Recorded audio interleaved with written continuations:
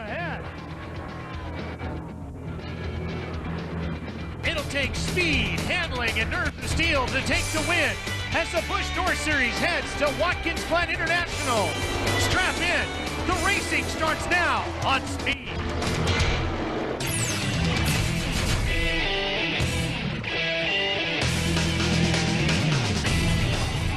Watkins Glen International Raceway in Watkins Glen, New York is the site of today's Little Trees 150. The NASCAR Touring Series continues its coverage here on Speed Channel this summer. The Busch North Series in action today on the road course. Hi everybody, I'm Ralph Shaheen along with Larry McReynolds, and working pit road for us today will be Matt Yoakum. Beautiful day for some road racing today, Larry. Yes, it is. I mean, this series is used to normally running quarter miles, third miles, half miles, but they do run 2 road courses a year, one of them being here at Watkins Glen. And an old road racer, a motorcycle road racer, Dale Quarterly on the pole today. And the top 3 drivers broke the old track record on this new Goodyear bias tire. And how big of a difference is this tire? Well, it's just, I think it has more grip, and that's the reason the speeds are quicker. It's gripping the racetrack better through the corners. So look at the field, and they're all lined up on pit road, ready to go racing. Working pit lane for us, as I mentioned today, Matt Yoakum. Let's head downstairs. Dale Quarterly enters Watkins Glen with a lot of momentum. 3 straight top 10 finishes on the Serpentine Road Course, and today he starts from the pole. Dale, you're on the pole. How are you going to win this thing? I think we're going to try and just run up front all day. My buddy Randy Renfro passed away here the other day, and we're going to try and win it for him. He helped us get the pole, and hopefully we can bring him back to the front. Quarterly racing with a heavy heart. Starting alongside is Brad Layton. 3 straight years he has started on the outside pole. Today he's trying to bring it home. Nearly won this race 1 year ago, leading with 1 lap to go. Looking today for his season's 4th victory. Randy Renfro, for if you don't know, is another former great AMA motorcycle road racer who died from a freak accident, fell down the stairs at his parents' house. And also, Ralph and Matt, that car you see Dale Quarterly sitting in, it was not even a race car a week and a half ago. Him and 2 other guys put this car together in a week and a half. It was fast right from the start of practice the other day. You could do that, couldn't you? I'd have to have some serious help, though. Maybe Hammond could help me. Maybe not. That might take you 2 weeks with Hammond helping out. All right, so the cars are rolling off. Now, one other thing you have to do when you're racing here at Watkins Glen is you have to change the fuel input for when you make your pit stops. Yeah, this is the pit road that's backwards. Instead of everything being on the left side, everything's on the right side as far as where they come into pit road. That's where the pit wall is. All right, we're getting ready to go green. They're warming up the tires. Stay with us here on Speed.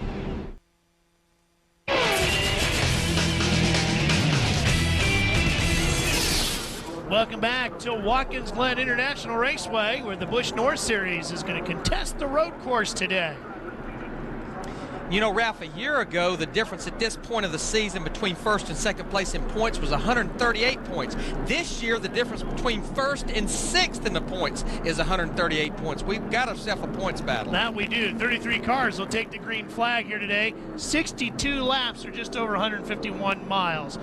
Cause any problems for these guys to go that distance? Well, the thing about it, the fuel window is about 35 to 40 laps. But what they're going to try to do, they're going to try to get to about lap 20 and come in. But the real trick is you can only change 2 tires. They only have 2 tires to change. Some guys said they'll probably take those 2 left side tires around lap 20. Matt Yoakum. Ralph, one common theme up and down pit road this afternoon is the pit window. Most teams would like to hit pit road around lap 17 to 20 so they can make the distance for the conclusion of the event. Polling a number of crew chiefs today, the tire rule is 2 tires anywhere on the race car, either under yellow or green, but you get 2 total. But polling a number of crew chiefs, they all say possibly you might see some gas and goes because these Goodyear bi-ply tires are holding up so well. All right, so Matt just took what you said, Larry, another step further with the possibility of a gas and go. Well, I would hate to be in this position because at a road course, you're turning left and right. I want to change all 4 tires. And with this bias tire, remember, the size of them changes with air pressure, so just changing 2 tires could throw the stagger off, the difference between the left and the right. So I say some of these guys may just do a gas and go.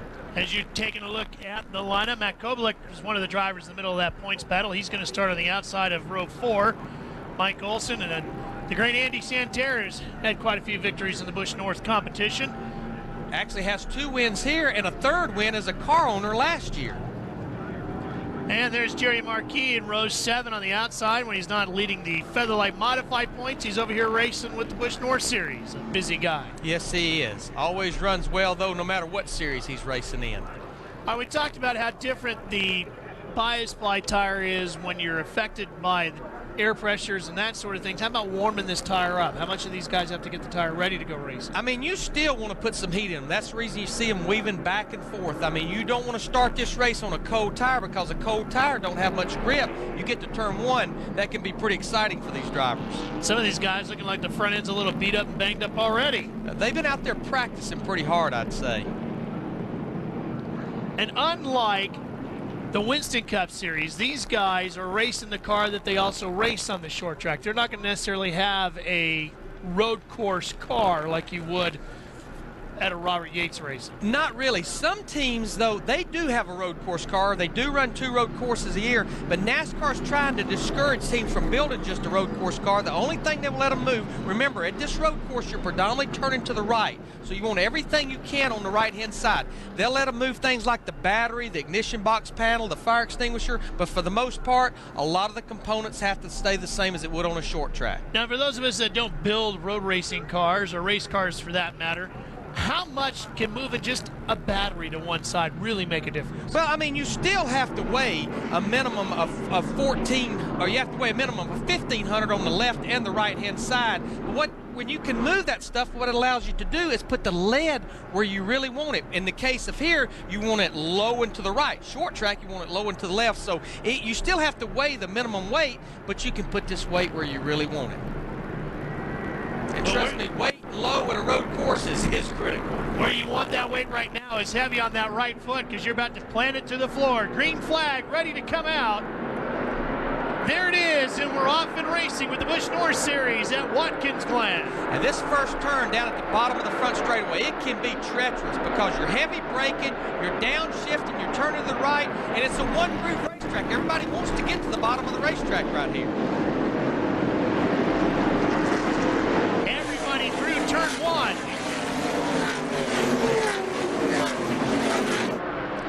Up through the S's. Through the S's, uphill, left, right, left. Oh, one car off. Scott Bully in the way, and we're stacking them up. Oh my God.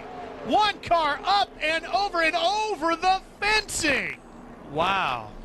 There's got to be 10 cars involved in this one, and one literally out of the ballpark. And the whole racetrack is completely blocked. And I mean, this was all from one car getting in trouble up through these narrow S's, and all these cars behind them, beginning of the race, stacked up behind him. The red flag comes out immediately. The 98 car is in there. Mike Johnson. I saw the 94. Mike Speakman. John Kohler, the 18 car. Let's look at this again, Larry. 2 cars make contact there, including the 26 machine, Scott Bully. And these cars just start stacking up behind him. See Corey Heath come in there in the 12 car. Is that the 21 of Troy Williams that goes right up and over the wall? It is. Troy Williams out of Chaffee, New York, comes flying over the wall. Look at this, though. This is full speed right here. Here comes right there. That was the 21 car, Troy Williams. And you know, these guys, they have spotters here, but this place is so big, it's hard for sometimes the spotters to see the entire racetrack. And there you see, because the racetrack is blocked, the red flag being displayed, they're going to stop the cars as they come off turn 1 here before they head back into the S's.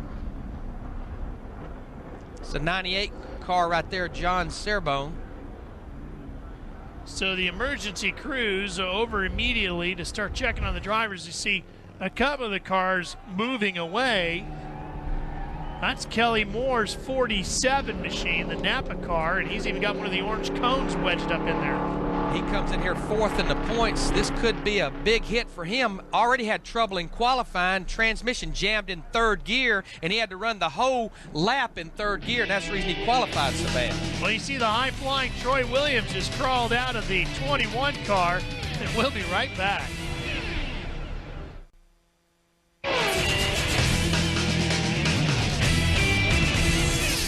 Well, we tried to get a lap of racing in here at Watkins Glen, and we only got to the S's before a major red flag incident right here that you're looking at. A good 10 cars involved in this one as they stacked them up and blocked the racetrack. Watch this. Right here, the 26 car gets together with the 93 of Travis Benjamin. Scott Boulay you see spinning. There you see Kelly Moore in the 47 car, nowhere to go. And this is such a narrow part of this racetrack. But right here, watch the 21 car. Troy Williams coming there. And you know, I mentioned about spotters, but gosh, you almost would believe these guys had to see this starting to happen, and sometimes it's called driving off the end of your hood. You got to look down the racetrack. But it's a fast part of the racetrack. You're cresting a hill, and you're carrying a lot of speed, and it's very narrow. Sean Serbone, you see the 98. Also, I saw Kerry Heath involved in there. Martin Truex Jr. was involved. I believe Kip Stockwell was involved in it as well in the 16.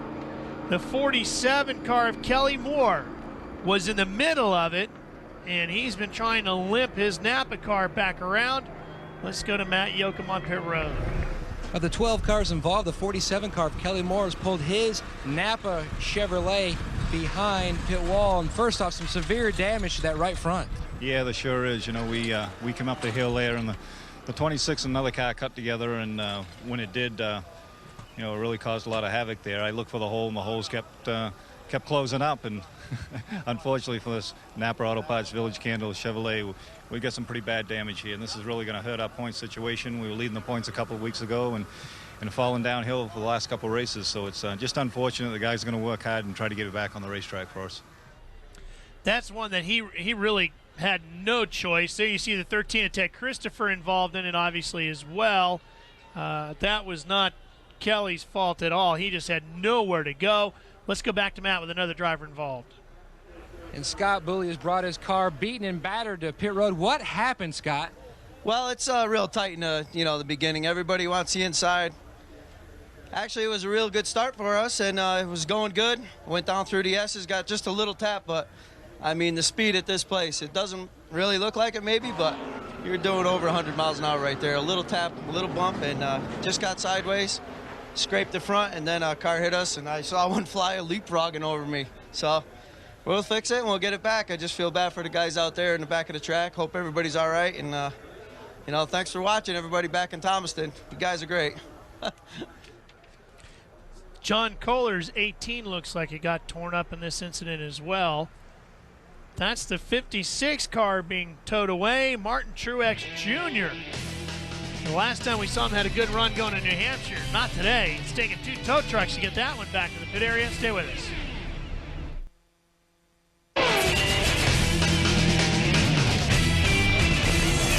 Cleanup continues here at Watkins Glen International Raceway, the Busch North Series, trying to go racing. Only got about half a lap in, Larry, and then the accident took place in the worst possible scenario. Knocked out a couple big players today because they were trapped deep in the pack. Well, that's it. This happened about 2/3 way back in the field. You look at Kelly Moore, the reason he was back there, we talked about the transmission. He had qualifying. And then Ted Christopher, who's batting 1,000, I might add, in 2002, 1 race, 1 win in the Busch North Series. He crashed qualifying and had to repair the car, so he was at the back.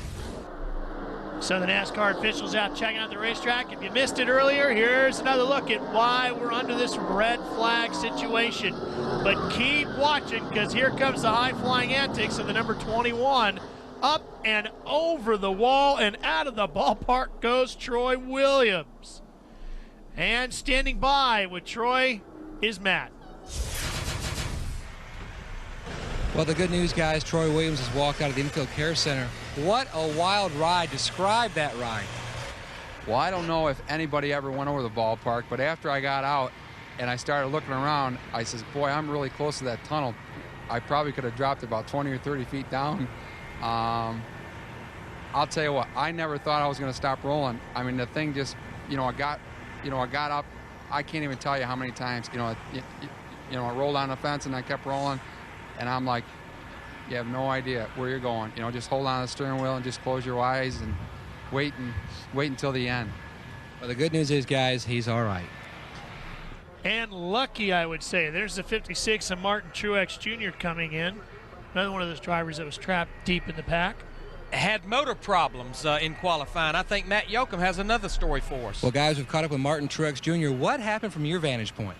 I don't know. Somebody got turned around up ahead of us, and I got completely slowed down, just about stopped, and everybody run me over. So bad deal. I'm glad everybody's okay, and it's just a shame. We had a good car. We just had a terrible weekend, blew a motor up in qualifying, and it's pretty much what got us in this position. But I don't know what the guys behind us. I don't know if they didn't have spotters up in the stands or what. But the cars in front of me and I stopped, and once we got stopped, they just run us over. So glad everybody's okay, and it's all over with, and go home, get ready for next week. Thanks, Mark. The cleanup is just about complete. The cars are starting to roll again. We've gone from red to yellow. Soon will be green.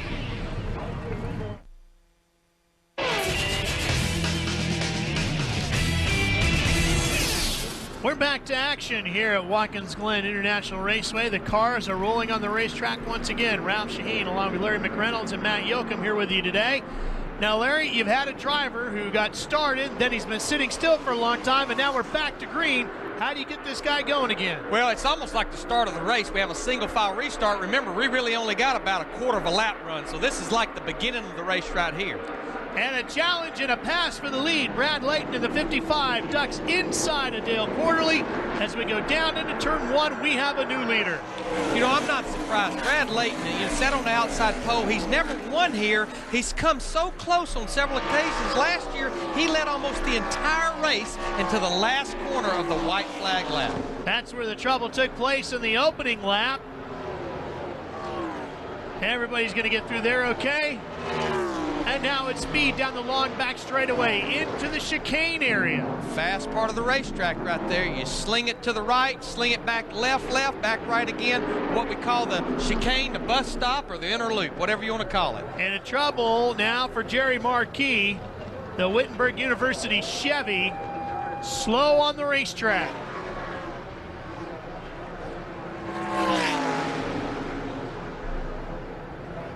Making our way back down to complete the end of lap number 1 as you're looking at 9th place, the 09 machine of Brian Chu.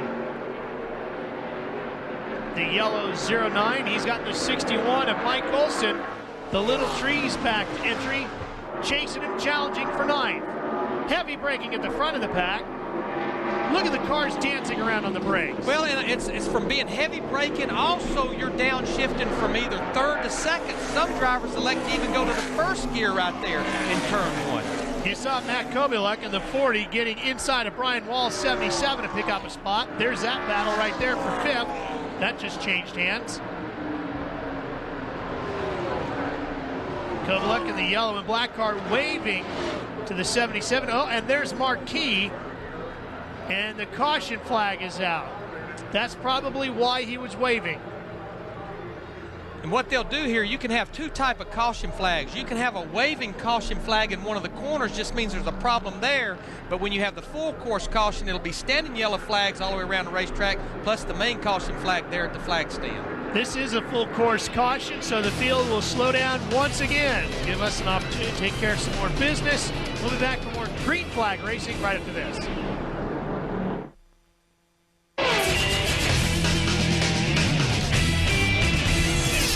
One of the most picturesque regions that NASCAR visits every year is up around Watkins Glen International Raceway. Today we're here with the Busch North Series NASCAR Touring Division action on Speed Channel. One of 2 road courses that the Busch North Series competes on, the other Lime Rock Park in Connecticut. And we're ready to go back to green again. And since it's almost 2.5 miles around this racetrack, they actually give these drivers the 1 to go coming out of the inner loop. That way they don't have to run a whole lap when they're ready to go back racing. 2 wide for 2nd place, almost. That settles back down right at the apex of the corner, the entrance into the corner.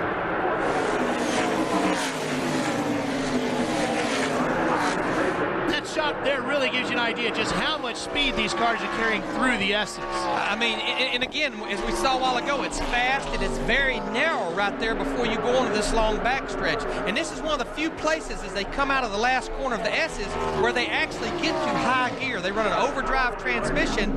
Third gear is actually 1-to-1, and as you go into the inner loop, they downshift all the way to second gear. Brad Bennett in the black number 4 out of Stamford, Connecticut. He's got the Raven Racing Chevrolet making its way up through the field. He's closing in now on the 45 of Brian Hoare, the Williston, Vermont driver in the red car. That's for 12th position. This battle is up at the front, though. And Quarterly in the yellow 32 gets inside of Brad Layton to retake the lead. And Paul Wolf in the 54 holds on to third. Much the field somewhat getting strung out here, single file. Now Wolf takes a look inside. Once again cuts back in just before he gets to the entrance of turn 1. How tough has it been for these guys to develop a rhythm? I mean, they get the race started, it goes red, they get going again, it goes yellow. And I mean, road course racing is about rhythm. It's about hitting your marks, and it takes a few laps even for the best road racers. The Jeff Gordons, Rusty Wallace, Tony Stewart's, it takes them a while to get into a rhythm at a road course. Challenge for 4th, and that position changes hands. Taking the spot over is Kopeluk in the 40 car, getting around the 30 of Dennis Doyle. Matt Kopeluk, I talked to him this morning. He is 6 foot 5 inches tall, and he's actually a member of the Mohegan tribe. He's sponsored by the Mohegan Sun Casino. Big guy, though. It's like I stood there and just looked up to him the whole time we were talking.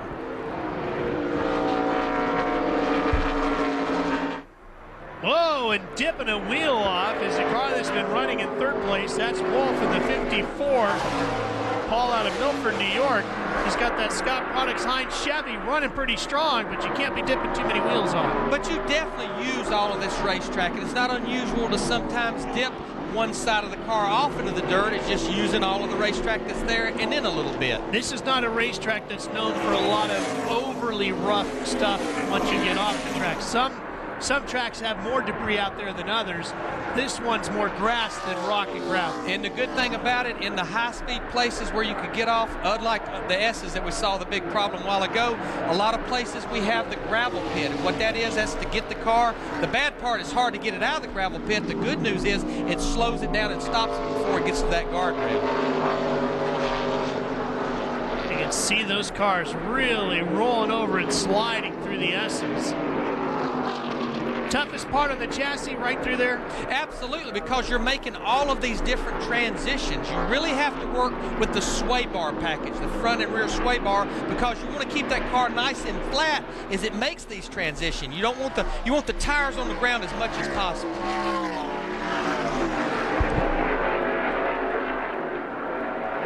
This is a road course that's also tough on brakes because there's a lot of heavy braking zones at the end of long straightaways. Yes, it is. And I mean, you can definitely overwork your brakes here. And what you'll do is you're downshifting. If you use too much brake, you'll get the thing to wheel hopping, and it'll cause the car to spin out.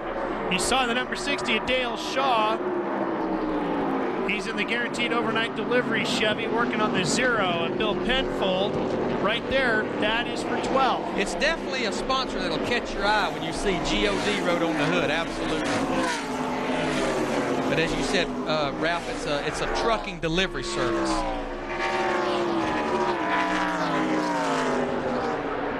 Dale has 1 win this year, but he's not had a whole lot of success on road courses in the past. Down the straightaway, into the S as we go again. Or into the chicane, I should say.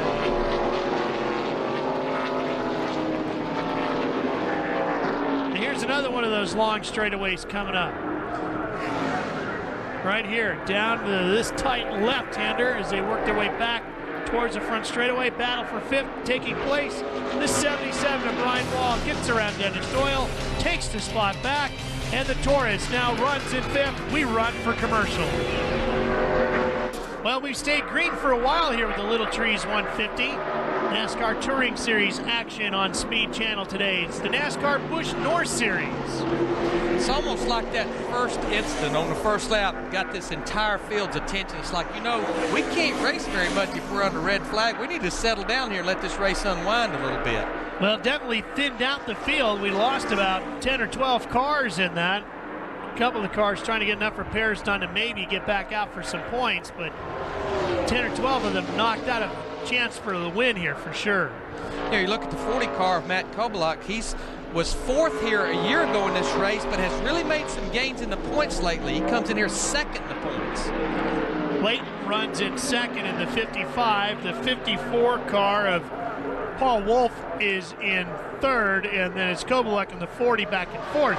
You're watching those three, you're wondering where's the leader? Well, there he is, just off in the distance. You just keep seeing him going out of frame while we watch this. Dale Quarterly's really starting to open up the lead. And a lot of this has to do, this is one thing about a road course, a lot of it has to do with whose equipment's working good, but I think there's so much in the driver's hand at a road course, the ability for a driver to get around one of these road courses, because the driver's busy all the time. You're steering, you're downshifting, you're braking, you never get a rest at a road course. The 78 car of Rick Bell has his hands full with Dennis Demers right now in the 86 in a battle for 8th. Dennis Demers, I talked to him this morning. He actually runs Roush Motors, and he owns a lime rock quarry. Not very many of these drivers actually do this for a living, and his winter home is in Spruce Creek, Florida, where Mike Skinner and Mark Parker have homes. Not a bad place to call your winter home, or your summer home for that matter. Really enjoys his racing, though, Dennis Demers in 86. You think he's ever just like casually walked over to Mark's and knocked on the door to try to borrow some sugar and just happened to start talking about suspension setups? I'm going to say maybe Mark has casually went over to him and maybe borrowed sugar. The 4 car Brad Bennett in this battle as well.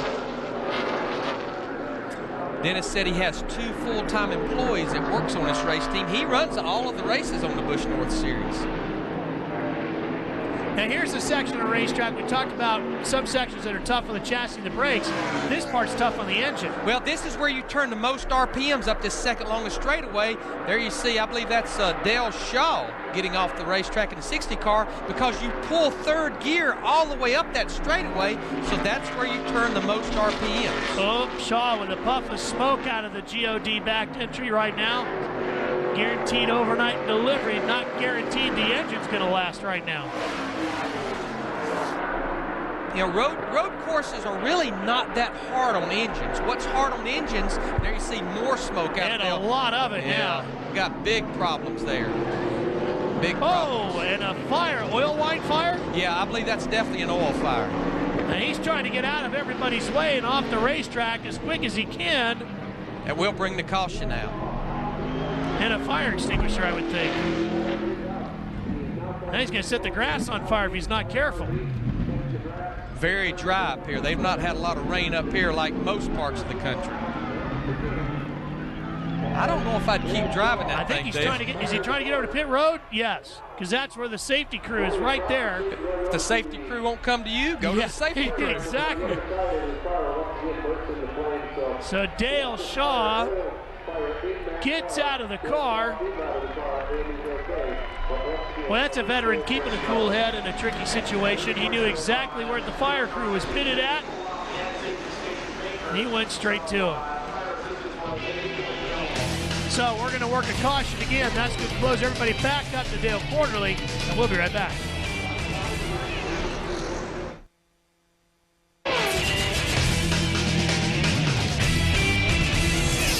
We are under yellow again due to the fire under the 60 of Dale Shaw.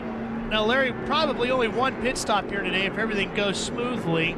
Would maybe some guys try to pit here now? I don't look for the leaders, and it don't look like many of the leaders are going to come in. This is a little bit early because it's 62-lap race. Most of them felt like they needed to get to about lap 20. But one tricky thing about a Busch North race, we see some of the guys near the rear coming in, is remember, we cannot finish under caution. It's a green-white checkered, so you have to build a little bit of cushion in, knowing that this race could actually go longer than 62 laps. We see the 61 car of That's Mike Olson. He's pitting. The 09 of Brian Chu. Again, a lot of these cars were at the back of the field, not really giving up anything by pitting, but they'll probably have to make at least another stop.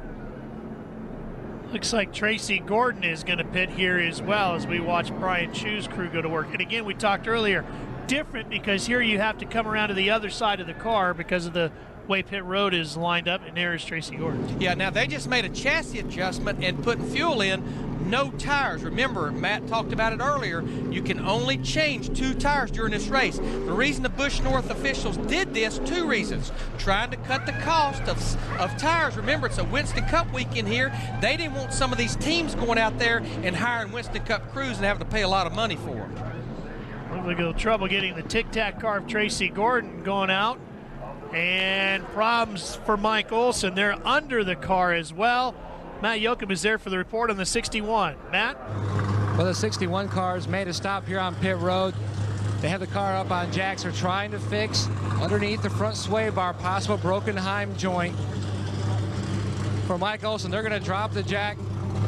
They do not want to lose a lap here. He was running 10th, chasing another series championship, trying to get the hood pins in quickly. As the pace car is coming down the front stretch, it's going to be very close. 2 of the 4 are in to keep that hood down. He will have to come back in to put those 2 remaining hood pins back in. What really saved him, though, he's in that very end pit box, so he didn't have far to go. And under caution, you have about 2.5 to 3 minutes to get repair done on your car. But if he has a sway bar problem, trust me, we talked about it earlier, he has to get it fixed at this racetrack. Not something you want to try to deal with here. No, you'll look like an old Tijuana taxi rolled over as you go through the corners. Your cars have been accused of that. We'll be back.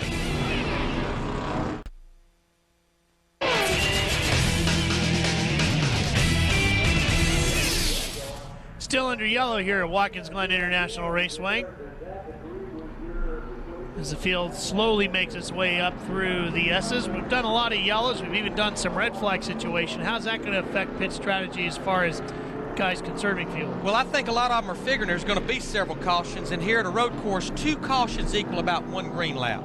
Let's head back down to pit road with Matt Yoakum. Well, the leaders decided to stay out for various reasons. The 32 car, they just felt like it was way too soon. Meanwhile, Brad Layton, in conversations with his crew chief, Brian Latouche, he said they're not going to make any adjustments on the race car. When they do make their stop, Brad felt the car was running fairly well. He liked the handling of it. He felt it was comfortable. But they are not going to pit until at least lap 20. They were hoping the caution would at least stay till lap 20, but the cleanup continues, so it looks like they are not going to make it because the green more than likely will roll about lap 18, possibly 19. So you're going to have to adjust your pit window. Yeah, I mean, again, I want to pit just as soon as I can that I know I can make it to the end of the race, because we've seen once they get to green flag racing, track position's so important because they get so stretched out. But I don't want to do it too soon. Once again, I want to iterate. We could run more than 62 laps knowing we have to have a green, white, checkered finish. Well, here's why we're currently under yellow. Dale Shaw had this fiery incident. Something let go in the engine, looked like an oil fire, and fortunately he's okay and Matt's with him. Well, Dale Shaw's team has pulled the car behind pit wall. Dale, what was wrong with the car? We saw it go up in smoke. The oil pressure line broke. That's a freak thing. It's never happened to me before, but the GOD Chevy was running pretty good, and we're just sitting out there trying to get the best finish we could for points, and we'll get it back out there and see what we can do.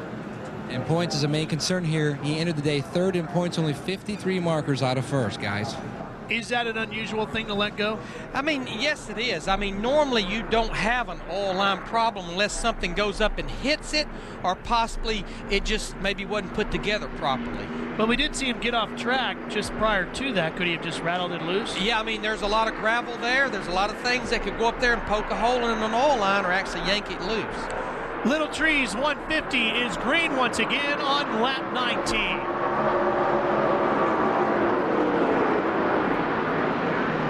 We get a few laps under our belt here.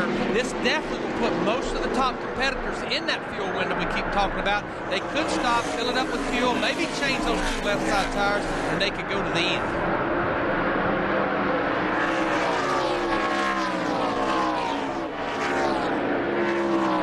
One thing you're really going to want to avoid, though, is pitting under green. Well, if you're at the front, it's not a terrible thing here because you can come down pit road, especially if you're in the top 9 or 10 here at the beginning of a restart and not actually go a lap down. So it's not the end of the world, but in the perfect world, I want to caution here in about 4 or 5 laps. If I'm one of these leaders, I know I can be full of fuel and go to the end of the race. Not like pitting on a short track under green. Is that a high RPM section of racetrack? Downshift into second gear right here.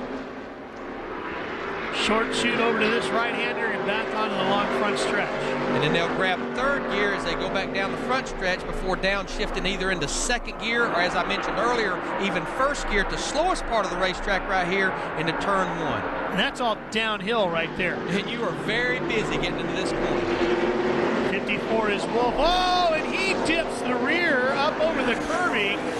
And Kovalek closes right up in on him. They go too wide, and it's going to get narrow there, fellas. But I love what I'm seeing here, and this is the great thing about this bi-ply tire. We run radials now on Winston Cup and Busch cars, is the bias tire is just a little more forgiving. You can slide it around, and you can steer out of being loose or steer out of the car pushing. This is great racing. As a race fan, I think the bi-ply tire is a lot more fun to watch. I understand why we run the radial tire. It's a safer tire, and that is what we as passengers put in our street cars and so forth. But the bi-ply tire from the race fan's perspective is a lot of fun to watch. Oh, it is great.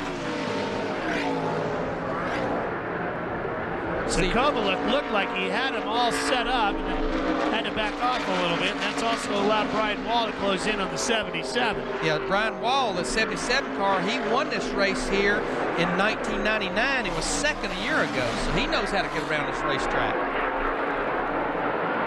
He's got the Bully Hill Vineyards on the side of his Ford Taurus, and Bully Hill is one of the wineries in the region up here in the Watkins Glen area. And it looked like Brad Bennett took the Ford down pit road as well. And this could be routine pit stops. They're getting in there under green, and what they would hope is they get in there, they get their fuel, possibly get their tires, get back out there. A caution comes out. That means the leaders pit under caution because you made your stop under green. It puts you in front of the leaders after all the pit stops are over with. There's the Raymond Racing Chevrolet out of Stamford, Connecticut. Bennett has got his service, and he's rolling back out onto the track. The 86 car, Dennis Demers battling Mike Johnson out of Salisbury, Massachusetts in the 96 and the 61, which Mike Olson has pitted. He's got the problem with the sway bar. Let's see how that car is handling through the corners. We'll see how flat it stays through the corner right here. Looks pretty good right here. Coming into turn 10, goes by Dennis Demers in the 86 car. And I believe some of our leaders are starting to pit, Matt Yoakum. And Brad Layton brings the 55 car, gives up second place, hits pit road. This will be a left side tire change on lap 23. Remember we told you Brad Layton was very happy with the handling of his race car. A loose tire, left rear, they get the tire back, bring it back into their pit stall. Work completes, Brian Latouche is done on the left rear, and Layton's down and away. Could have been a big problem losing that tire. That's one thing these guys can't have, is one problem on this one pit stop. We'll be right back for more racing from Watkins Glen.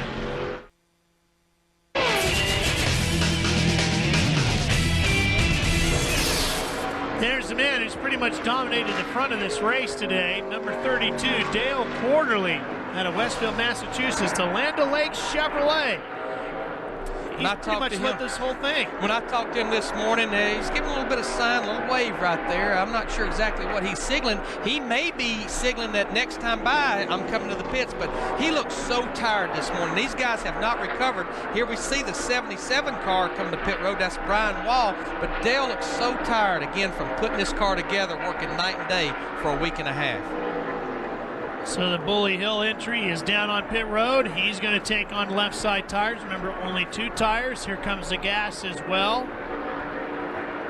And the reason these guys are changing left sides is because you're predominantly turning right here, and the left side tires are getting the most abuse. Doesn't look like any major chassis changes. Little trouble with that front tire. Yeah, in defense of these guys are used to running short races on short tracks where pit stops are really not an issue. So they don't get a lot of practice at pit stops. So we are starting to see some of the cars at the top of the running order making their way to pit road. Quarterly has led all but just a couple of laps when Brad Layton got around. And Dale started on the pole for this one. And there he is. He's coming to pit road. That's what he was signaling a while ago, is I'm coming in next time. That should move the 54 of Paul Wolf up into the lead. It's Quarterly making, there's Wolf right there in the Scott backed entry. There's your new leader. And Quarterly's crew is going to try to wake themselves up long enough to get the pit stop done. And let's go to Matt Yocum. And Dale Quarterly comes to a stop. The leader comes in for service. Left side tires for Dale Quarterly. Crew Chief Jeff Hawkins says no chassis adjustments here on lap 25. They get the second can in to top it off, packing that fuel cell full of fuel. And he finally is away. That pit stop a little bit smoother than Walls. Yeah, and you have to be so careful making chassis adjustments here at Watkins Glen with wedge or track bar, because remember, you're predominantly turning right, but you're also turning left, so you could fix the car for one direction and hurt it for the other. So it can be tricky making chassis adjustments on a race car at a road course. There's the Chevy Monte Carlo out front.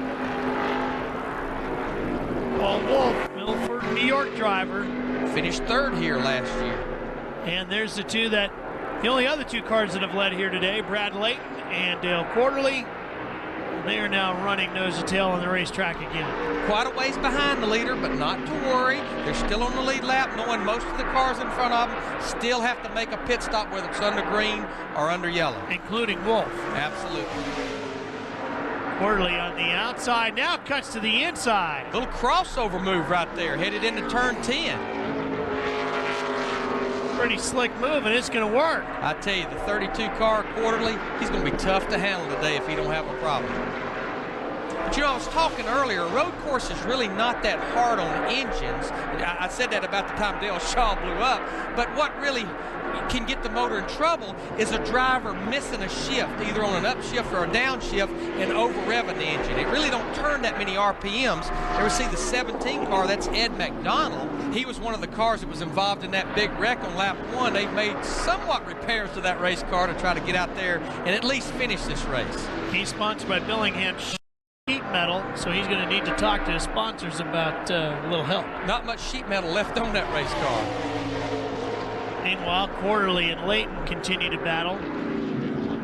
Dale, a former AMA Superbike racer, picked up his first AMA National Superbike win as a privateer racing at Kawasaki over at Mid-Ohio.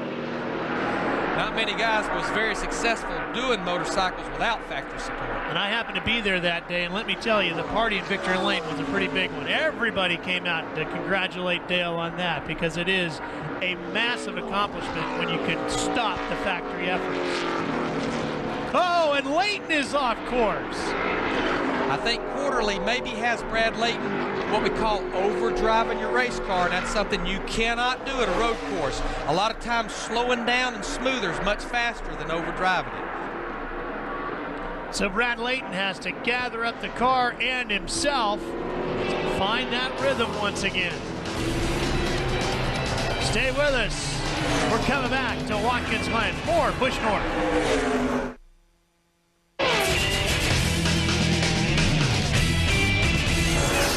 It's the Little Trees 150 presented by Pepsi here today as Speed Channel continues to cover the NASCAR touring divisions this year. That is your race leader in the 54, Paul Wolf out of Milford, New York. Scott Products, Hines back to Chevy. He's leading the race, but just remember, he still has to make a pit stop, and he's going to have to make it here pretty soon. We've seen just about everybody else already on pit road. Some taking advantage of yellow flag situations and pitting early, maybe too early, and most of the top runners all pitting on a green. Boy, you get that rear wheel up in the air, didn't you? He's hitting what we call the rumple strips there on the inside and outside of the inner loop. This is a tricky corner right here. You see this is the rear of the car sliding around. It's a hard right-hand corner, but it's a long sweeping corner and actually goes downhill to some degree. High up in the RPMs here, as Larry was talking about earlier, in third gear. This car really looks like it's handling good. Remember, he has quite a number of laps on these tires here right now, but there wasn't a big concern about this Goodyear bias tire. See, Dale Shaw in a 60 car, he's made repairs to his oil line that he had problems with, and he looks like he's going to go back out on the racetrack trying to make as many laps as he can, earn as many points as he can. It's amazing with that much fire underneath the car that you don't burn off belts and everything else. Is that other stuff you have to check? Or? Oh, I mean, you have to look at anything and everything under that hood. I mean, even simple little things like the brake duct hoses that cool the brakes could have been burned. Here's a battle a little deeper in the pack. In that battle, in the middle, is Bennett in the 4 car. The 77 is Brian Wall. We've seen him on pit road already. Sandy Santerre right there in the 44 car, leading this group. We haven't had a chance to talk much about the driver of the Les Care Kitchen Chevrolet, but Andy is always a top contender when the Busch North Series hits the racetrack. But he's been having problems with his brakes all weekend. In fact, they changed the complete brake package out on that race car this morning, put a bigger brake package. Even though you have long straightaways here, as you mentioned earlier, Ralph, you use the brakes a lot, especially at the end of these long straightaways into turn 1 and into that inner loop. And that can be a little tricky on a driver when you give him a whole complete different brake feel headed into the race without any practice. And we saw the 77 of Wall getting around Bennett for the position, and the leader is on pit road. Paul Wolf brings the 54 Chevy down on pit road and into his pit box. The crew is over the wall and already servicing him. Let's head downstairs. Here's Matt Yoakum for the call to stop. 2-tire change in the 54 car, but there's trouble on the left rear. Something wrong with the air gun. They're going to lose a lot of time. The leader, one of the last, lap 30, one of the last guys to hit pit road, but trouble on pit road is going to cost him dearly in track position. Finally, he's away. And Matt, that's one of the things that we talked about, this one pit stop, you can't have any mistakes. And what you saw, it's just like Winston Cup pit rules. You can only use 2 air wrenches. If one fails, you only have 1 air wrench. That's the reason the front tire changer had to go back there and finish what the rear tire changer couldn't complete with his air gun being broken. A lot of time cost for this guy on pit road. There's the number 30, Dennis Doyle, who should be now making his way to pit road here pretty soon. Yes, he dives down onto pit road. One of the last top runners, one of the last to cars to come to pit road. Doyle out of Plymouth, Connecticut, the Stay Right Water Systems, Monte Carlo. 35 miles an hour, and this is a long pit road. That alone can take forever without the pit stop. His crew is ready. Wolf is getting back up to speed.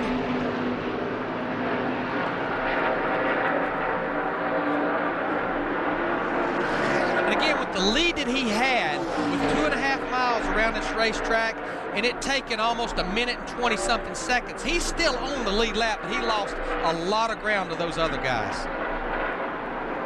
He's closing in on Bennett.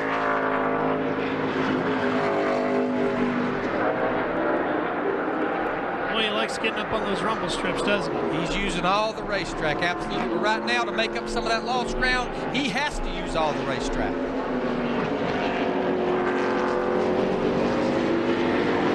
You see coming back out onto the racetrack.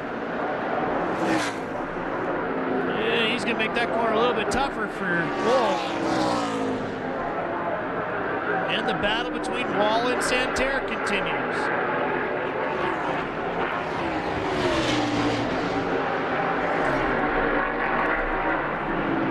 Andy Santerre with 2 wins this year, and I mentioned earlier, two-time winner of this race, and last year Tom Carey, driving Andy Santerre's car, won this race, so this race team certainly knows how to win here. Saw Kelly Moore's beaten and battered 47 back out on the racetrack. Kelly was involved in that first lap incident. There's the 45 of Brian Hoare. In the red car, chasing the blue 78 of Rick Bell, the Evans engine cooling Pontiac.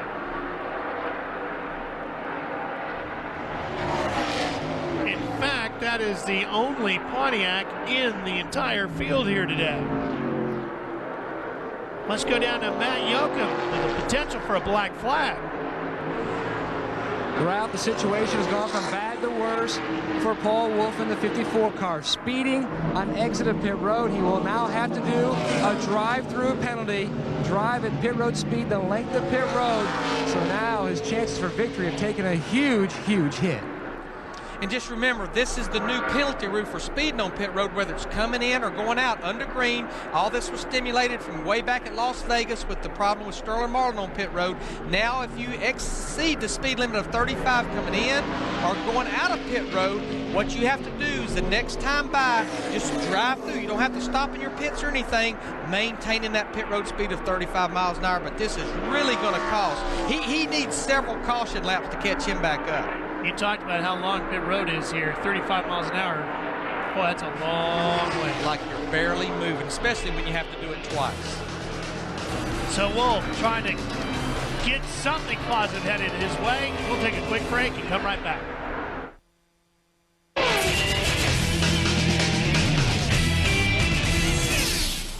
There's a good look at the countryside surrounding Watkins Glen International Raceway, and you can see a lot of it from this racetrack because the track is high up on a hill and you can look down into the valley. It's very pretty here. Oh, it's beautiful. What we call the Finger Lake region.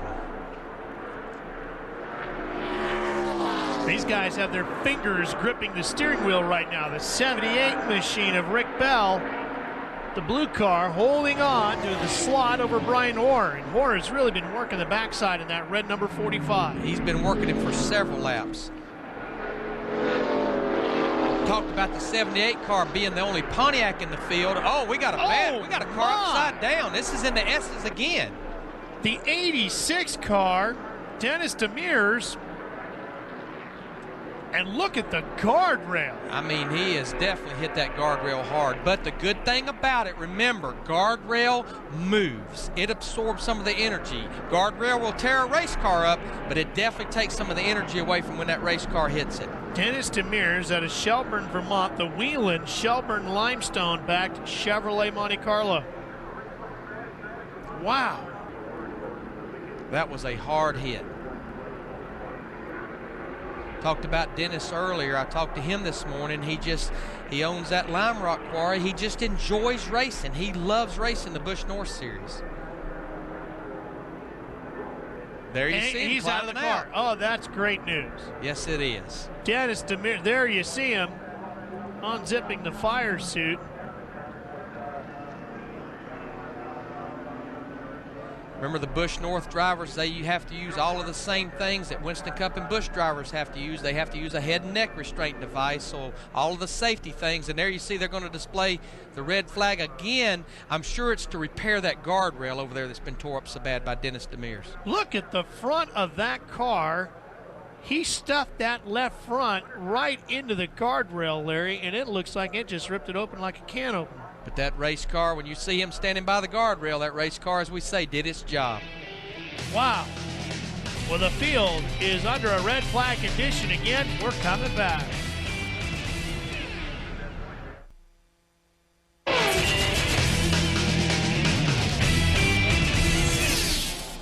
Well, the cars are parked once again on the racetrack. A red flag condition. The drivers have climbed out of the cars to cool off a little bit. Here's we're racing in August in Watkins Glen.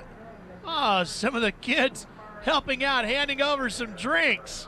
That was Carrie Heath. She was handling a drink of water too. The only female in the race today. There's a driver tip for you. Help cool you down. Good spot for a lemonade stand. And that is why we're under a red flag condition. A large section of guardrail just ripped apart as Dennis Demers took his number 86 into the guardrail in the S's, and boy, the crew over there right away trying to replace guardrail. Looked like they were well prepared, knowing that this could be a possibility. Well, the field is moving again, and there is Demers' car. Matt? Well, Dennis Demers has walked back to the garage area. What happened, Dennis? The left front tire failed, and just at an inopportune time, and wasn't much you could do but go straight at that point, and that's where the car went. And knew it was going to get in the guardrails pretty good, and those things, they kind of, you don't bounce off them, you just get kind of tangled up into them. So, but and then it flipped over, and then I had a hard time getting out of the car. But the rescue workers were right there, which was a real pleasure to see them coming. So we're okay. Car's not, but we are. I liked how he said inopportune time. Not that there's ever a good time to have his left front tire go down on you, but boy, that was quite possibly one of the worst sections of this racetrack that could happen. Because as we talked about earlier, it's such a fast part of the racetrack, and we're going to go back racing here finally after this delay. Second delay of the race. Little Trees 150 back underway. Dale Quarterly in the lead, maybe. He almost gets spun around. Brad Layton in the 55 got into the back of him. Quarterly was coming up the inside going for the lead. And boy, Layton just got him. That's Mike Olson storming on for Little Trees number 61. Kovalek's in the 40 now. He's working the backside of Layton's 55. But even after the problem in turn one, look at the distance Quarterly has already put on Brad Layton. I mean, he has such a good race car. And he's filling up the mirrors to the number 96 of Mike Johnson right now. Oh yeah, he got through the S's so well, the chicane there so well, did Dale Quarterly. Made up a lot of ground on Johnson. I think right now Quarterly is much quicker than the 96 car Johnson, but we still have plenty of racing to go. He just needs to pick and choose. Looks like turn 10 may be where he picks to try to go by Johnson, but Johnson in the 96 slams the door, uses up that racetrack. But he broke momentum. I'd say Quarterly going past him on the outside here on turn 11. Not an easy spot to get a pass completed. Not at all. Quarterly, a man on the middle. Well, Johnson's going to get freight trained now. Look at that. Everybody going by. Glen, Kovalek. And of course, Dale Quarterly. So now Quarterly will set sail after Mike Olson. And I think by the time they get back to the chicane, he's going to chew up quite a bit of pavement. He's been definitely handling as well down the straightaways as he has through the corners. But, I say that, how you get off of a corner, how you get off that last corner of the S, it can help your speed down that back straightaway so much. Michael Johnson in the 96 car is Andy Santerre in the 44 is working on him. Michael won the race at Scarborough, Maine a couple of months ago. One win this year. He seems to be losing speed here. He falls back into different packs and starts to hold them up a little bit. These next three cars all seem to be quicker than he is right now. Yeah, he's definitely holding this group up here right now, but it's just so hard to pass. That's the reason track position is so important. This red flag helped out Wolf. He's now back into the thick of things here a little bit. he definitely he didn't need someone to have a problem as bad as Dennis Demers did, but he definitely needed a couple of cautions to make up some ground. We got a pass for the lead here, place where he's been most of the day. Dale Quarterly in the 32 car. He goes by Mike Olson, takes the lead.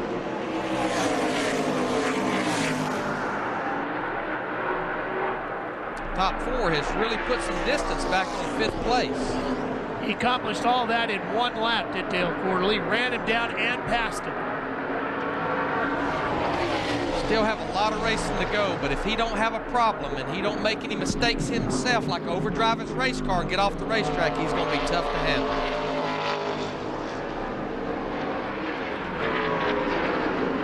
So now Brad Layton in the blue and white 55 is going to try to catch up to Olson and see if he can do something with it. We talked about most of these guys not really making a living doing this. Brad Layton, as he looks to the inside of Olson, Brad Layton, he makes his living cleaning and maintaining large drainage systems for some of the big ski resorts up in the New England area. The driver of the Vernon Boilers Chevrolet out of Center Harbor, New Hampshire. Running in third, taking a shot at second. Up the inside, down into turn one.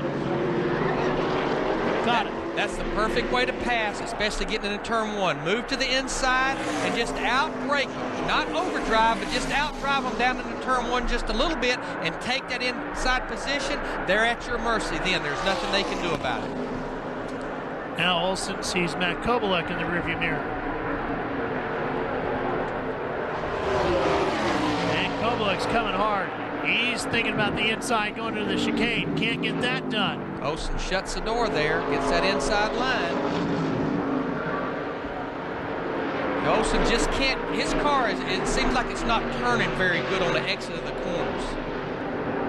Here comes another long straightaway. We've seen some passes at the end of this one. Kovalek inside. Take that position away. If he can outbrake him right there, nothing he can do. Olson was at his mercy just as he was a while ago to Brad Layton.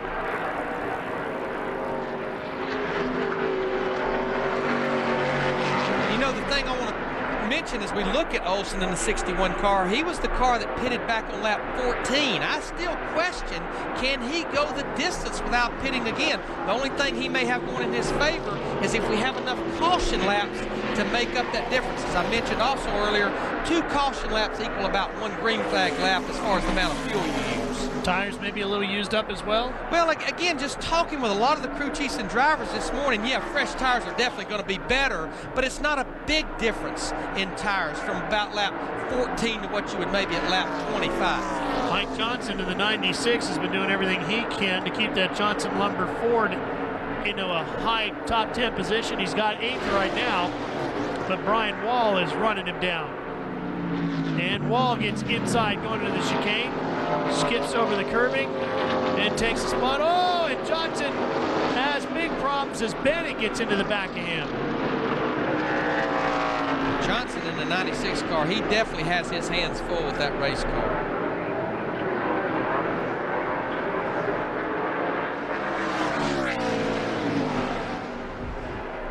And there's a 45 of Hoare looking inside.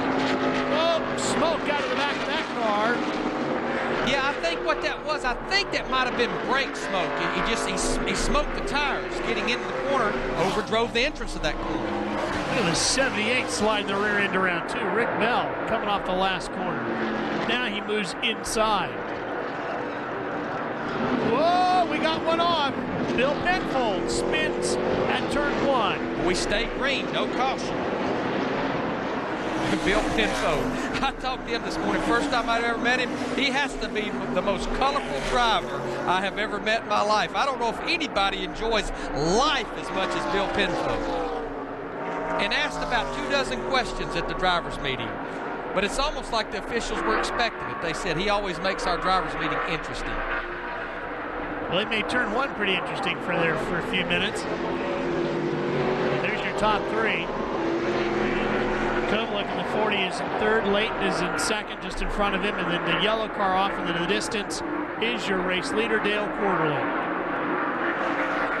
So Quarterly continues to lead NASCAR Touring Division action. The NASCAR Busch North Series here on Speed Channel today.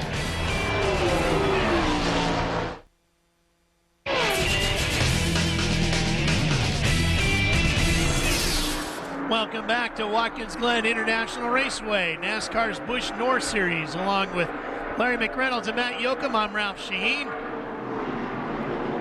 That 96 car of Johnson has been slipping a little bit here lately. Mike Johnson. Oh, and look at this. Dale Shaw, who had to fire earlier, back on pit road. Yeah, I mean, he's several laps down, and all they're trying to do is just nurse his thing and make it where he can make it to the end without having another problem. But definitely that fire, and you mentioned it earlier, Ralph, no telling what all it burned up under that hood. That was a pretty good-sized fire. Looks like Craig Schaefer's 99.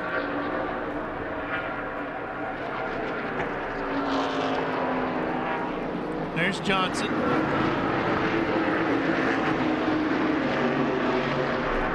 Well, Larry, we've had a couple of yellows and 2 red flag scenarios. How is that going to affect the late stages of this race? Well, I don't know that it really will. Again, I go back and I question people like maybe Mike Olson in the 61 car.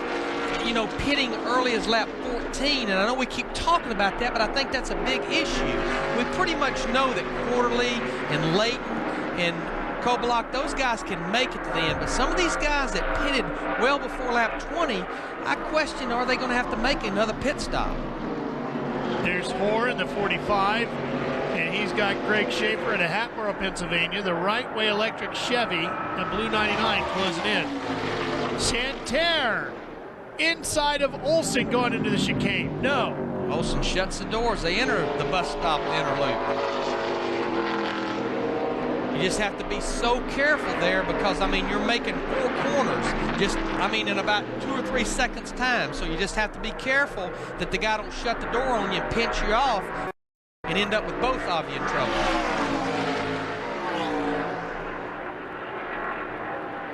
Andy being a little patient, he'll wait through here. Going to try to mount another attack going into turn 1. And I mean, the thing about it, what I'd always preach to my driver on the road course is, especially if you're not down to the end of the race, if a guy catches you in a hurry, don't sit there and race him, because all that's going to happen, slowing both of you guys' lap times, and the leader's just going to get further away. So let him take the position, and maybe you guys will end up losing more positions because of racing each other. That's easier said than done, though, to tell a driver, just go ahead and let him go by you. I'm sure a lot of your drivers told you that too, right? Yeah. But side-by-side racing at a road course will definitely kill both cars' lap times. And Hoare is on pit road in the 45. The Goss Dodge back Chevrolet. And the unique thing about Brian Hoare, and he makes his living as a Dodge dealer, but this is a Chevrolet. But if you look at the front end of it, what he's done, he's put decals on this car that makes this Chevrolet look like a Dodge. Boy, they're struggling with that left front tire. It's very similar to Ray Evernham's Dodge. But it is a Chevrolet. So some trouble for the 45, and let's see if we can find out what the pit strategy is for the 55. Here's Matt. And Brian Latouche, crew chief for Brad Layton, watches the car go by. He's slowly reeling him in. Does he have enough time? Well, I don't know if we got enough time. I don't know if we got enough car. When we had to that red flag, I told him just be easy on the tires and see if the 32 uses his up. If not, as we get a little closer to the end, I'll have to tell him about 10 to go to see if he's got anything. But 32 car's pretty strong. 40 car's pretty strong, but we got a decent car. I'm just not sure whether we got enough car or time. But how big would a win be after what happened here last year on the last lap? Really big. I mean, you just couldn't imagine how big it would be. It'd be a big win here anyways. It'd be just kind of a bittersweet revenge from last year. You know, we ran so good and let's make laps last year. Well, we still got a ways to go yet, you know. We've just had a good car all weekend. Dale's pretty strong. If we don't get him, he's just a better car. Thanks. So it looks like they're pretty much just waiting to see if Quarterly hiccups in front of them. Well, I'm sure with things that has happened here for them, they would love to win this race, but they have to look at the big picture, and that's at the points leader. This is race 12 of 19 races, so a second place finish here at a road course wouldn't be a bad day for them. A little bit of smoke out of the 55 of Layton there going into turn 1. Brad Layton has 20 career Busch North wins, and listening to his crew chief, Brian Latouche, he's kind of looked at as the Ray Evernham of the Busch North garage. I mean, a sharp, sharp guy, never quits thinking about his race car. Is there a Larry McReynolds in the Busch North garage? Oh, I'm sure there is. It'd be probably the guy rolling around on the dirt without using the creeper, the dirtiest guy in the garage. Old pig pen, huh? That's it. You remembered that, I see. I remembered that. You were trying to forget it, weren't you? I was trying to. I stayed clean my last few years as yeah, crew you chief. actually, you did. You did. Not as clean as Hammond, but I stayed pretty clean. Yeah. And clean out front is Dale Quarterly, who, if you missed at the beginning of the show, racing with a sore spot in his heart today. One of the men that he raced against in his motorcycle road racing days, Randy Renfro, passing away from a freaky accident. Fell down his parents' stairs at their house and passed away from the incident. A great motorcycle racer and a good friend of Dale Quarterly. So Dale trying to win this race in his honor today. They said everybody loved that guy. He was like the Bill Elliott of that series. He was a great guy, Randy Renfro. You know, right now, we heard Brian Latouche talk about Brad Layton, about maybe we get 10 laps to go, see if he can step it up and see if he has anything for Dale Quarterly. In turn, what Dale Quarterly has to do with this type of a lead is maybe save some of his race car just in case we get a caution and these guys catch up to him. He don't want to use his race car up here. He just needs to maintain a certain lead, not just try to drive away from these guys as much as he can. Andy Santerre trying to come up inside of Mike Olson. Has that position now. That's for fifth. Andy's done a nice job of just slowly picking cars off and working his way up through the field today. Well, and again, I mentioned earlier, you know, they changed the brake system on that race car. He started back in 9th position. It may have taken him a while just to get used to this new feel the brakes had. And if it fixed the brake problem he had, it probably changed the whole characteristics of that race car. You talked about waiting for another yellow. We might get another red. It's kind of strange. You usually only see reds when it's a weather condition, rain in the area. I can't remember having seen 2 red flag conditions due to incidents on the racetrack. I mean, they were big incidents too, especially that first one with about a dozen cars involved.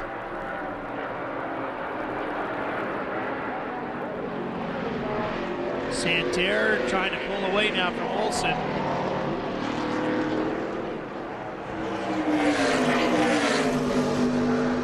These guys are quite a ways behind the leader. I mean, they're not going to go up there and catch that leader, but if they can just keep maintaining, we do get a caution flag. It puts them right up there back with Quarterly and Layton and those guys again.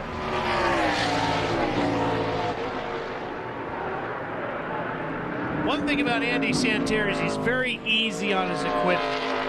And it's very smooth, and that's what road racing is all about, is being, easy on your equipment, but being smooth as well.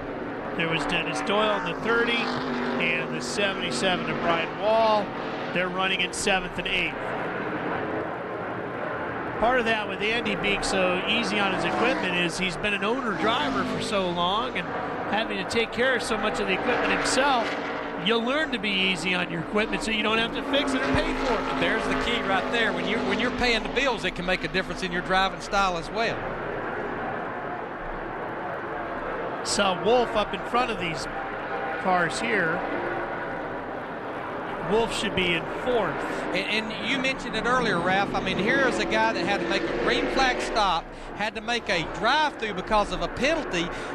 To come back to 4th right now, still on the lead lap, obviously he has a good race car. That's Wolf in the 54 we're talking about, Paul Wolf out of Milford, New York. Here is 3rd and 2nd. If there's 2 cars that's dead equal, it has to be Brad Layton in the 55 and Matt Kobelak in the 40. I mean, these guys have maintained this race for 2nd here for about the last 10 or 15 laps. Kobelak, he got off bad coming off turn 7 a while ago, though, and gave up quite a bit of distance down this straightaway. And there is Wolf, the 4th place car, getting around another lap machine. That's the 09 car, Brian Chu. He's smoking. He was one of the cars that pitted real early today. He looks like he has more problems now than maybe just being close on fuel. Chu's headed to pit road again.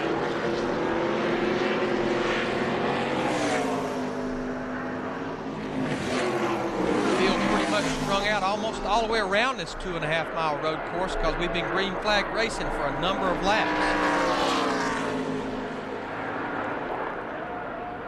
And this is actually the short course here at Watkins Glen. There's a much longer version of this road course that you'll see here in a minute. Called the Boot. The Boot. You ever been down through it? I never have been up there. Right after this right, you'd hang a left and head off into the Boot. Here's Matt. And Andy Santerre's hit pit road. He felt a vibration, thought he had a tire going down. They looked at the left side tires. They didn't see a tire that looked like it might be low. They're going to change the right front. He was running 5th. He fell back to 6th before he hit pit road. Tough break for Andy Santerre. Could have made a big, big gain in the points chase after Kelly Moore had trouble earlier today. But this is going to be costly. That's a real shame. I mean, it is. He had a good, solid race car. Looked like a good, solid top 5 finish. And, boy, I tell you, Koblock and Layton here, 55 to 40 car, they just keep battling one another for second. There you see Brad Layton. That was not engine smoke or anything. It's just he drove the car so deep, had to get on the brakes. It was brake smoke. The tires was actually sliding. Boy, look at Koblock now, all over him. Trying to pressure him into a mistake. He's aggravating Brad Layton right now. And that definitely will make you overdrive your race car. You continue to look up in that mirror and just see that guy right there. You can almost see the eyes through the shield of the helmet.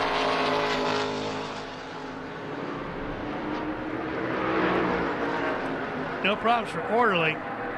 Nobody's aggravating him today. And you can see he just continues to stretch this lead out, especially as these guys continue to race each other and overdrive their race cars. Where those cones were would be the entrance to the boot, and you just saw what would be the exit of the boot back out onto the racetrack, just off to the left. A lot of the road race series, I think, when they go up there, will run the big racetrack.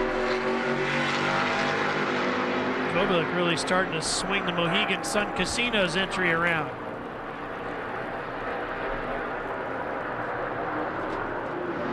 Dale Shaw's back out on the track. You see him. Oh, boy. Look at the brake smoke. Layton is really getting hard on the brakes. Is he threatening himself with wearing him out? Well, we know where the race is closing down here now. You don't have that many laps to go. So, you know, we heard his crew chief, Brian LaCouche, talk about, you know, you can start seeing how much more you can drive your race car, how much more might be left there. You just don't want to step across that line too far. You'll end up in the gravel pit outside turn 1.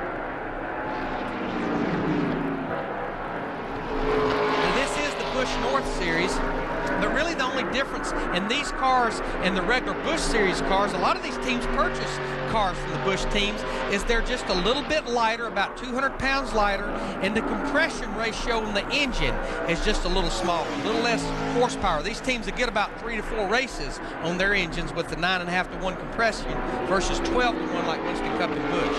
And here we run the bi-sply tire as opposed to the radial. How about the brakes that we're watching here with Layton? Is it pretty much the same braking package? Pretty much the same package. And you know, you want a big brake package, and that's what they went to on Andy Santerre's. You want as much brake as you can possibly have. You just have to be careful and not have too much front brake. That will make the car loose under braking, but you can't have too much rear brake. That'll make the car wheel hop as you get off the throttle and downshift getting in the corner. So it's a real challenge getting the brake bias, front and rear. And these guys, most of them actually have 2 master cylinders, a front and rear, and they can adjust the bias between the front and rear brakes. And you could, according to the rules, have the brake adjustment for the bias inside the cockpit, so these guys might be playing with that. Oh, you better believe they are. I mean, they'll play with that brake bias front and rear a lot during the race, especially some of the more experienced drivers. You want just as much rear brake as you can put in it without getting the wheel hopping, because more rear brake will make that car turn under braking, turning in a corner. Bennett in the black and yellow 4, fighting off Rick Bell in the 78. And they head off into the S's. These guys been battling for several laps, nose to tail. Oh, you see Michael Johnson in the 96 car. Remember, he was losing a lot of positions on the racetrack. He brings his car to pit road. We've been under green flag conditions so long now, a lot of these guys running up near the front are starting to catch lap traffic, and you just want to be so careful. You want to make sure you try to catch that lap traffic at the right place and not get yourself in trouble with a slower car. Well, look at Bennett sawing that steering wheel around a little bit. Oh, and look at this. Here he comes up the inside is the 78 of Bell. And he'll take the spot away from him. I wonder if Bennett has a problem. Yeah, he definitely, the way he was working that steering wheel, I believe he's in trouble. You know, the way he was working that car back and forth, he may possibly be out of fuel. There you see, go to pit road. The fuel pickup is in the back, and if you start to run out of fuel, you lose fuel pressure, you sling the car back and forth with hopes that it may pick up a little more fuel. Yellow is out. Lap 59, Brian Chu in the 09. And Bennett needed that yellow. He was out of fuel. There you see he was on pit road putting fuel in, so he was out of fuel. I tell you who did not need this yellow was Dale Quarterly in that 32 car. He gives up the big lead. Could this be a problem for other guys? Never know. We are at Watkins Glen. We'll find out when we come back.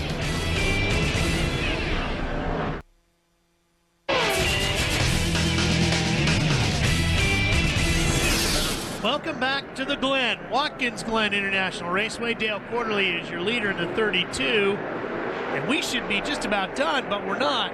Remember, has to have a green-white checker. We have to run 2 laps of green, and I have to believe the reason this caution came out, Brian Chu in the 09 car, remember, he was one of the cars that pitted on lap 14. That was 45 laps. These guys are racing. They know there's only 2 laps to go, and Brad Layton in the 55's in trouble. He's in the gravel pit. That's because Wolf in the 54 came storming up the inside. They went 3 wide into turn 1, and Kovaluk snuck through there.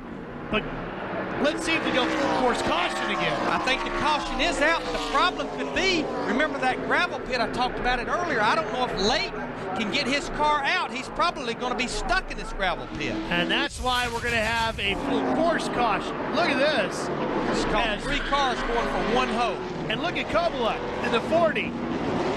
Just sneaking through. See Brian Wall in the 77 car as well.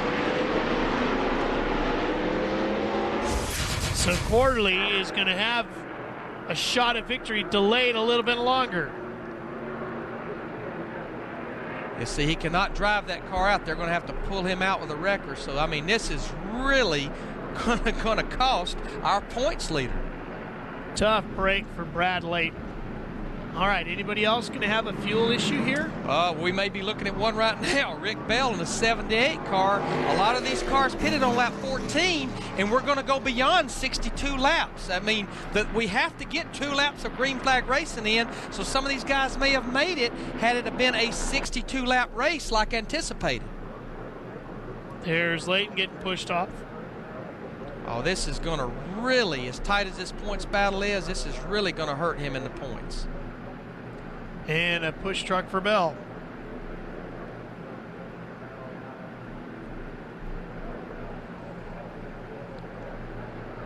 Well, what looked like was going to just be a normal green flag finish, boy, has things changed here in these last few laps, especially for Brad Layton.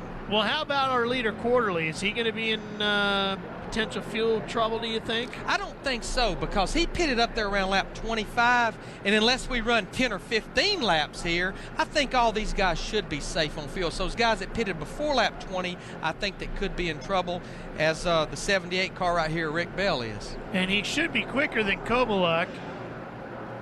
So let's see if Quarterly can hang on. So they should have gotten the 1 to go halfway around, so we should be going green as we come to the start-finish line. And all restarts at road courses are single-file restarts, but since we're within 10 to go, it's only lead lap cars to the front of the pack in the single-file restart.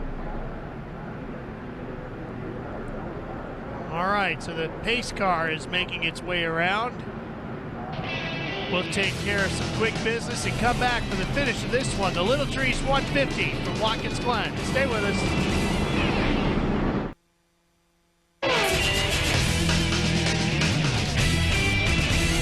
Well, it has been a crazy day here at Watkins Glen, and it just got crazier. The 77 of Brian Wall is our leader because Dale Quarterly's out of gas. I mean, you made the call, Ralph. I mean, I felt like he was going to be safe, but you know, these are 22-gallon fuel cells. Maybe his fuel cell was not picking up all of the 22 gallons. And these guys were figuring a 62-lap race, and we're going to be restarting here about lap 67 or 68. There you see Matt Kovaluk in the 40 car. He plays it safe. He comes and gets his fuel. You don't want to run out of fuel on this racetrack, and they're having a tough time getting Dale Quarterly started as they get fuel in him and pushing down pit road. This would be the second time that this has happened to Dale Quarterly, where he's lost a race and went into overtime. Last September, he lost one at Dover. Same situation. Unbelievable. Green flag. Now we got to go green, white, check. At least 2 laps, and boy, the benefactor of this all, Brian Wall in that 77 car, can he hold this pack of wolves off? Yeah, but this could happen to somebody else in this top group as Quarterly tries to charge back up the inside, gets together with Olsen. And both of them spin out. Oh, what a frustrating day for Dale Quarterly. I'm not sure. We don't have a yellow flag yet. If these guys get going, we'll stay green flag racing. And trust me, everybody wants to get this race finished. Well, those guys didn't go into the sand trap, so they should be able to get rolling again. Wall leads it in the 77. The 30 is Dennis Doyle.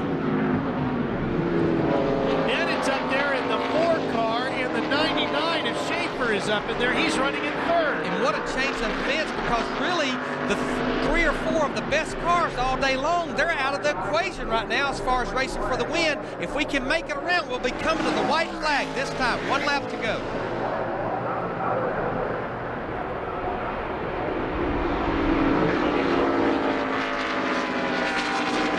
White flag coming up right after this right-hander.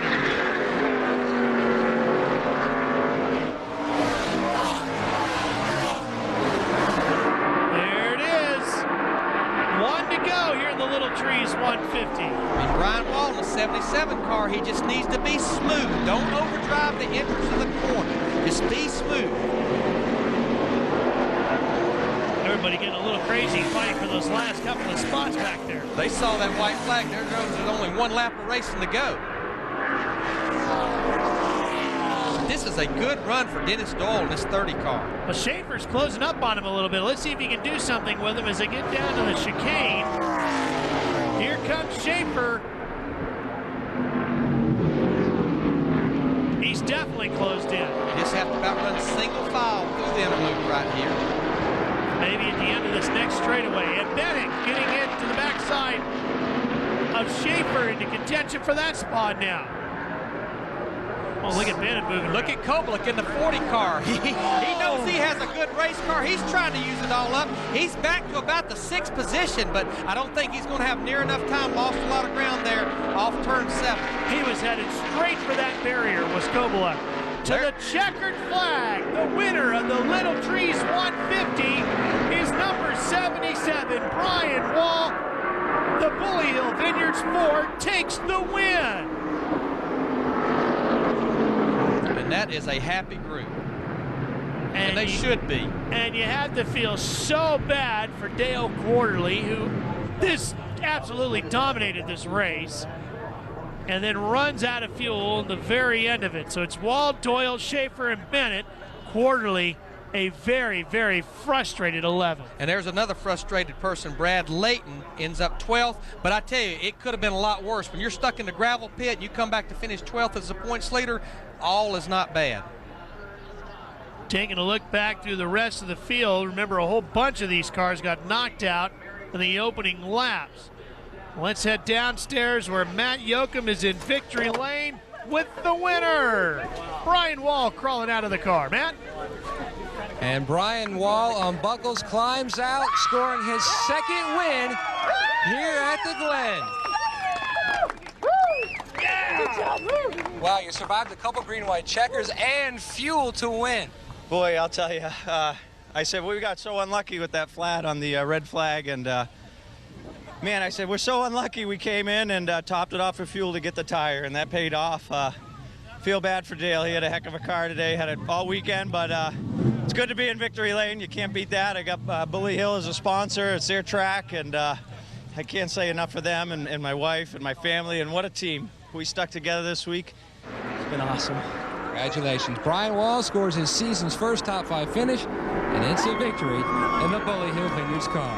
And he obviously has had a good race car all weekend long here. Started in 5th, and now he joins Andy Santerre as the only 2-time winner of this event. Well, and the car right behind him, Dennis Doyle, when they came to the checkered flag. Another driver that takes advantage of others' misfortune, and now he's with Matt. Well, Ralph, not only does Denny Doyle score his season's first top 10 finish, that's a career best for you, 2nd. How huge is that? It's huge for the whole team. They made a gamble, brought me in real late, which I wanted to pit early. They said stay out, and my hat's off to the whole team. We got 13 laps of practice all day yesterday. We had problems with the car. Our best lap all day was qualifying, and the guys just did a great job. Stay right pumps. Thank you. I appreciate what you do for me. Everyone back in Wisconsin, thank you. Looks like they made the right call on their pit stop. And here are the points now. 12 of 19 races in the book. Kovaluk, 1 point on Brad Layton. Boy, we have still quite a points battle. See Andy Santerre there in third, and Dale Shaw, even after his problems, hanging on to fourth. Quarterly is in sixth, and Bill Penfold rounds out the top 10 of points. Well, that was an interesting day. I mean, you just look, the three best race cars, Dale Quarterly, Brad Layton, and Matt Kovaluk, who come back to finish sixth. They weren't even in the top 5 at the end of the day. But the big news to me, 2 big wrecks, and everybody walked away. They were wild. The first one taking place right at the very beginning of the race. Watch for the 21 of Troy Williams to go flying up and over the wall, out of the ballpark. We had the fire with Dale Shaw. And then Dennis Demere's ripping down the guardrail. It was a crazy day here at the Glen, but the win went to Brian Wall, his first win of the year. For Matt Yoakum and Larry McReynolds, I'm Ralph Sheen. So long from the Glen.